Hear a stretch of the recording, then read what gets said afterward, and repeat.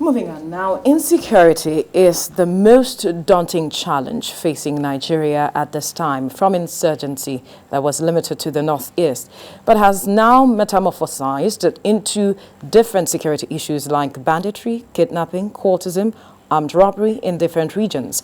Despite the continuous pressure and sustained war on terror and all forms of criminality from security agencies, insecurity has proven almost undefeatable. Joining me for this discussion is, excuse me, security consultant Dennis Amakri. Good morning. Good morning. Thank you for joining us on TVC Breakfast. Like rightly pointed out in this our intro this morning, so much effort has been put in to addressing issues of insecurity in the country. So much so now we are beginning to see regions coming up with their own security outfits. And recently, the Southeast came up with Ebubagu, and you already know the Southwest came up with the Amotekun. And just after the Southeast came up with the Ebubagu, you know, they met and said they are coming up with this, there was an attack the following day. Let's begin from there. It's these people trying to send a message. Is this regional security network actually the answer to this challenge? It's a stopgap. Thank you for having me anyway. It's a stopgap. But when you look at it, I think it's like a fire brigade kind of thing that we're trying to do. It's not well thought out of what we want to do. Just like the Amotekun, I think the Eastern Network is also making the same mistake of coming out to pronounce that they exist without the normal legal backing that backs them up, because there is no regional, any structure regional that is recognized by Nigerian constitution. So what they would have done, just like the Amotekun, in fact, when they started, the same advice I gave to them, go back to your different states. Allow your state assemblies to ratify or proclaim the law that sets you up. And then, of course, if you want to have an understanding among yourself, then you do it. So I think they will go back and do that, because right now it will be illegal for them to operate just like that, without the legal backing. So the fact that an attack happened. Yes, yes. So what does it say? Well, you know, when you are doing these things, the bad boys, the bad guys are also watching. And sometimes it's like, you know, anytime we change service chiefs, Boko Haram will strike. It's the same thing. You try to set up a security system, and then they will tell you that, oh, we're here, or in case whatever you want to do, just know that we're here. So that's the kind of routine that we're going through. But it doesn't really matter. If the security outfit is serious and they are well, they plan out their security plan for the region very well, I think they will do better. But some are beginning to say that this regional security that is seemingly coming up all of a sudden is a reflection of the fact that a lot of persons or regions have lost confidence in the security architecture of the country. Is that what you see? Actually, what has happened is that the regions are taking the initiative away from government, you know, because government is supposed to provide security for, you know, lives and properties. And lives are unsafe right now. So the regions are thinking that, well, we will resort to self-help. And that's why you have Amotekun. In the north, you have Hisba, you know, and then, of course, others are coming up now. Before you know it, South will also come out with their own. So these are the problems that are hanging there, and I don't think we are addressing those problems. So as we don't address those problems properly, are they so difficult to address? I mean, there are obvious problems. Well, the problems are there, but you can see that they have either politicized it. I don't know who is actually gaining from this, but anytime there's a problem here, you find out that somebody will come around and politicize it. Politicians especially. You know, they will politicize it, or they will ethnicize it, You know, this is happening because we are Igbos, or this is happening because we are Fulanis, you know, and they will, you know, use that ethnicity or religion, you know, to color, you know, put a coloration on it, and then, of course, go against. And the ordinary Nigerian usually, I will not say that it's not knowledge or it's ignorant, but it's a herd effect, you know, where you follow what majority people are saying, you know, and then of course... But that is costing us a lot, or costing us a lot. It is costing us our future. It's costing us our development. You know, it is costing us economically. Right now, we are running a violent economy. A violent economy in the sense that a lot of people are making money out of this and will not want that thing to stop because they are making billions and billions in and out of government, you know, in and out of government, because non-state actors are making the money, and then, of course, you have some people through arms deal and all those kind of things making money too. So what concerns do you have, or what do you see happening at the end of the day with this regional security network? Because some of the persons I spoke with yesterday are concerned that because we are headed towards an elections, they are hoping that these persons being recruited are not used at the end of the day as perhaps political thugs during the times of election. Yeah, if we go back to the history of Nigerian elections, you know, in Nigeria, many people believe that democracy is elections. And that is not true. Democracy is not just elections. There are other democratic things that we could do to put our country forward. And now, of course, election, and anytime you elect politicians, they stay there for maybe 1 or 2 years, and then the next thing they start thinking of the next election.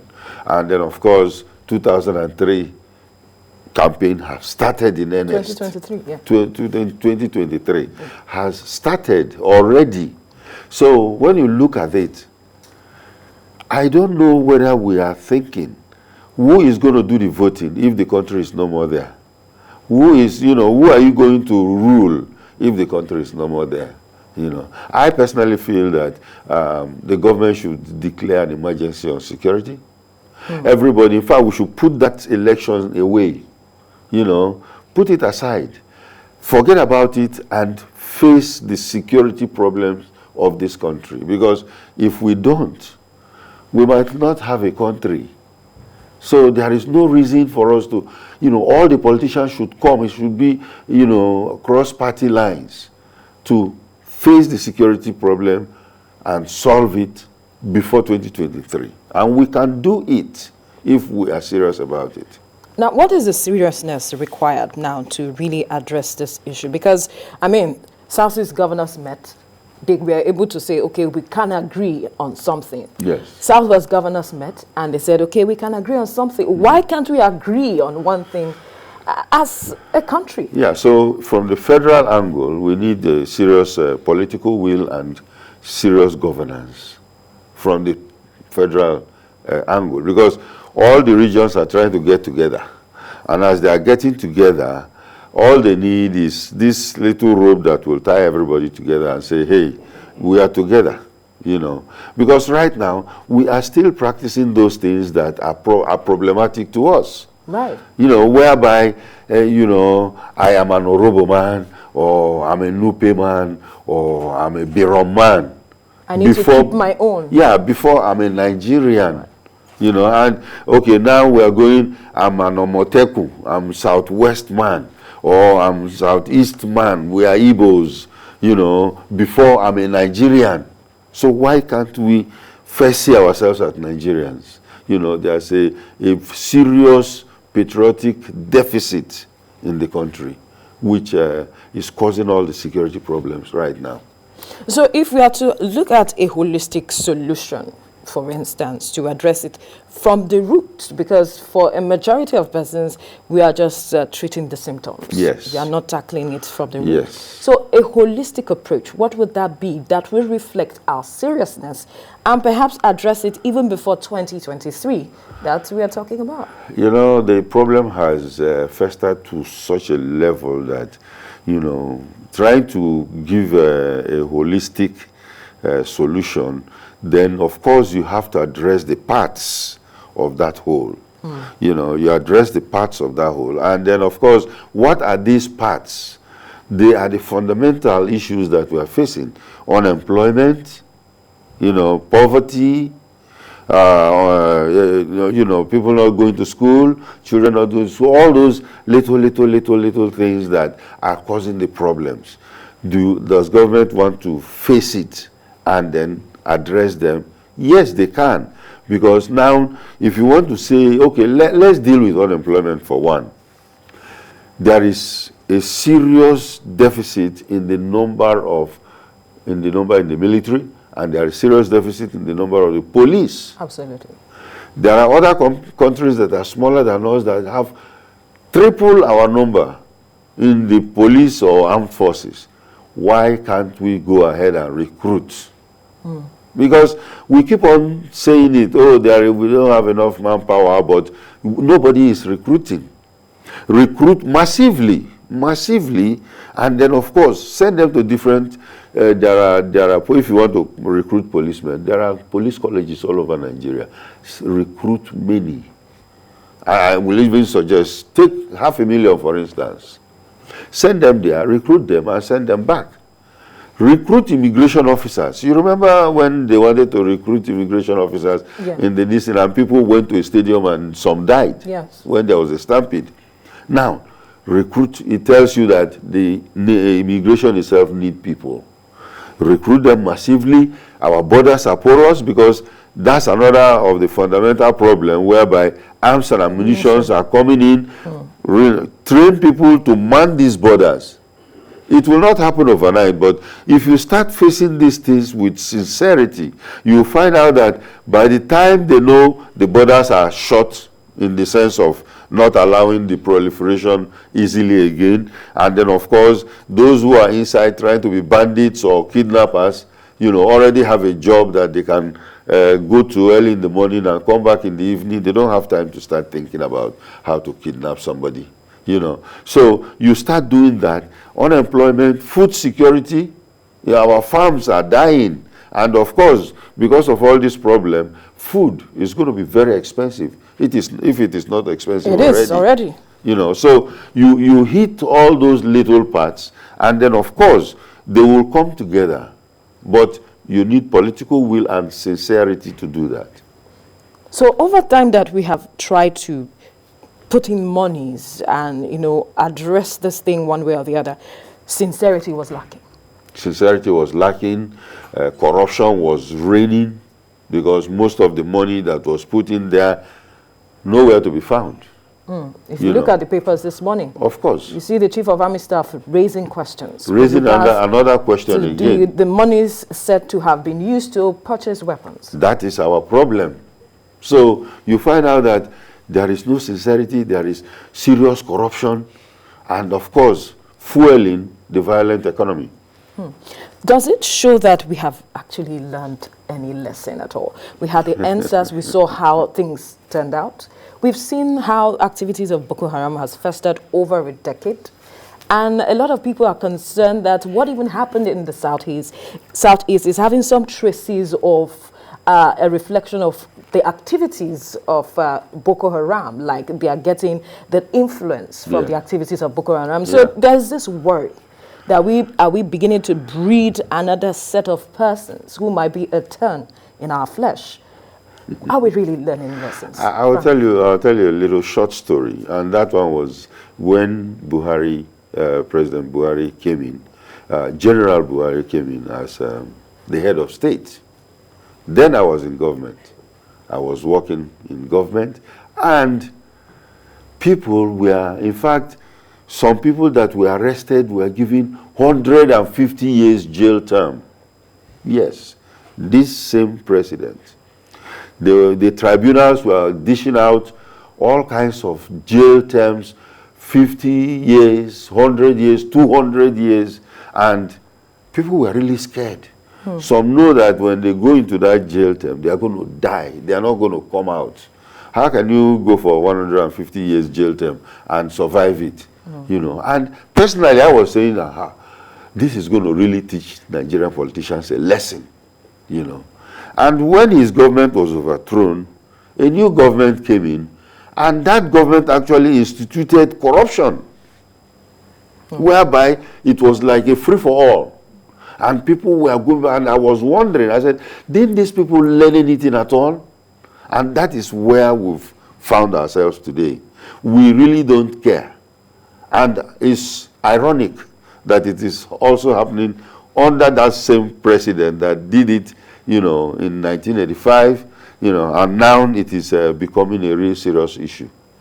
I don't know. I think we really need a national rebirth where, you know, everybody will really have to come back sincerely. Sincerely. We have a beautiful country, you know, manpower-wise, economically and everything, but if we want to play with it, okay, fine. We are going to play along until we don't have a country again. Or we have to be sincere where we have to do the right things. Will we ever get to that point? Because that's the question on the lift up. We've always said, let's have a discussion, let's do this, let's do that. We once had a conversation, we didn't see much of it. People are asking, let's have again a conversation. And this issue of sincerity is another major problem. 2023, like you mentioned, is by the corner. We're already seeing everything going on. But are we willing to address this issue and sincerely have a conversation that we address the myriad of problems that we are facing? Yeah, I think there is lack of governance, you know, the people in government. And this is not just president. People in the different departments of government are not doing what they are supposed to do. The ministries, you know, the other departments of government have to go ahead and do what they are supposed to do. And if they do that, everybody working together will come up with a result. But right now, apparently, it's like everybody is doing whatever they want to do, and we're not getting anywhere. You know, it's a real concern that should even, in fact, let me put it at the doorsteps of the legislators right now. The legislators have a lot to do. You know, we're talking of state police. They are the ones that will review that. I mean, they are from these states. Yeah, they are the ones challenges that should look at the Constitution and Section 214, where it was saying that there will be only one police force. Should go ahead and bring it out as an emergency, and then, of course, amend that to allow for state police, so that state police can come out and then go down to the grassroots, recruit more people, at least decimate that unemployment number, so that people will be trained and go in there and do a job. But we keep on playing and making speeches, and the problem continues. Right. We can only hope something is done as quickly as possible. Security consultant Dennis Amakri, we must thank you for your time. Thank you for having me.